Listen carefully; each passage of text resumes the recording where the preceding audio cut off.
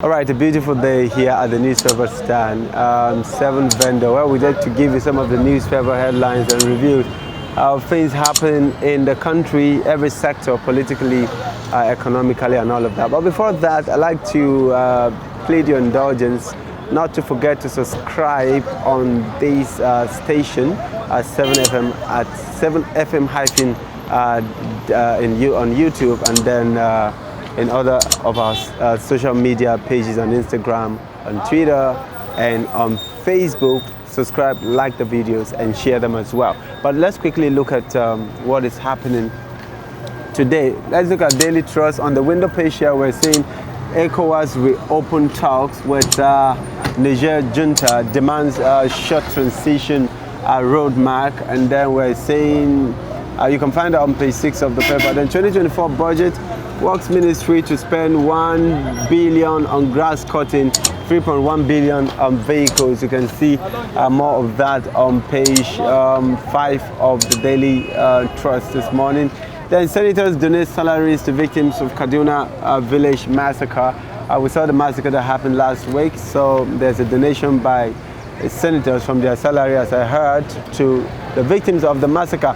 So why Naira scarcity persists despite Supreme Court judgment? Queries for cash resurface, POS operators hike charges, bank rotation withdrawals, complain of cash limit. No need to panic. That is what CBN governor is saying out there, officials giving out as regards to this scarcity. Of course, people need money. We're in a Yuletide season where a lot of money is going to exchange hands. So I wonder why the scarcity is coming at this time. POS operators, 1,000 for 100, as against 100 for almost 10,000 or less than that. But it's a different tone, maybe because of the season. I don't know what's the cause of that.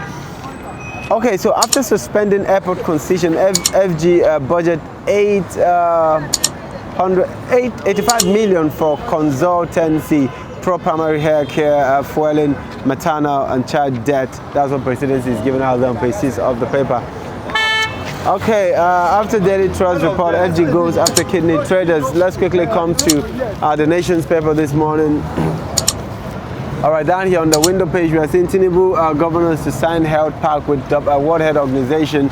The federal government raises review panels on 1.5 trillion road contract debt. We're seeing 81 killed, 27 injured in crash. Senators leave Kaduna areas bombing victims worth 109 million. Then airstrike tell kill terrorist leader. You can find that on page 28 of the paper. Okay, so down here on the major page, the Nation is damn newspaper of the year. Okay, that's a congratulations to the Nation newspaper. You can see all of the faces that deserve that here. Then cash flight persists in banks. Okay, don't do panic withdrawal, says CBN. DMBs patronize big customers in Naira rationing. That's that. ECOWAS sent Togolese leader to engage Niger junta. That's that on the Nation's paper this morning. Quickly, let's come on the Punch. On the window page here, it's an external reserve fall by $520 million in 5 weeks, says CBN. You can see the face of Cardoso, the governor of CBN there. Then Nigerians' revenue not enough to support development, says IMF, International Monetary Fund out there. Then PFAs make 8 trillion profit from pension investment, page 35 of the paper. Okay, we're seeing Dahir Omar there. And then down here, we're seeing Dangote Refinery, diesel jet A1 hit market. Then January petrol delays. We're seeing piecemeal crude oil supply delays, PMS. 2 others. Marketers welcome aviation fuel, diesel production. Africa's largest refinery expects supply of 5 million barrels of crude oil beginning from late January. Last time, I think about last week, we saw that about 1 million crude was donated to, given out to Dangote. I think 1 million barrels or so to Dangote refinery. So, and the news here is that by late January, we're going to be having supply of fuel. that is it on that. Then also we saw Niger ECOWAS panel to resume talks. More sanctions looms out there. Quickly, let's come to the daily. All right, Daily Sun is saying that Catholic bishops leader attacks Tinubu, so accuses him of implementing anti-party policies, flays on ending borrowing to fund reckless lifestyle of public officers. That's what the Catholic bishop is accusing the president out there. Nav kills terrorists, kingpin others in Niger airstrike. We want to see the face of the person that was killed, really. And let's know, not necessarily doubting that, but it's important that the face should be put out there so that we can know what is happening exactly. Good morning, sir. Good morning, my brother. I'll come to you. Let me just see to me all of that. Yeah, quickly. But let's look at this day. This day is saying on the major page here, ECOWAS leaders, it's time to activate counter-terrorism standby force, promise gradual easing of sanctions on Niger, then set up committee. Then Tinubu stressed need to re-engage nations under military rule, says more key to fast-tracking return to civil rule. Hills were for conceding defeat in Liberian poll. Okay, the Guardian paper is saying 6 months on Tinubu's net worth unknown. CSO kick.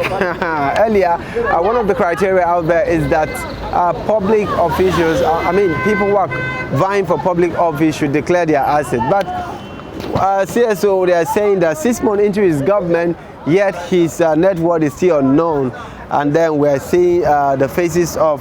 So they gave out some faces here, and this Olusegun Obasanjo asset in 1999 and 2007 unknown. Obasanjo didn't declare his too. Tinubu also didn't declare his. Buhari declared less than 30 million in his bank account. Breakdown shows $150,000, 2 mud houses, livestock, orchard, and a plot of land. And then Goodluck Jonathan asset kept secret.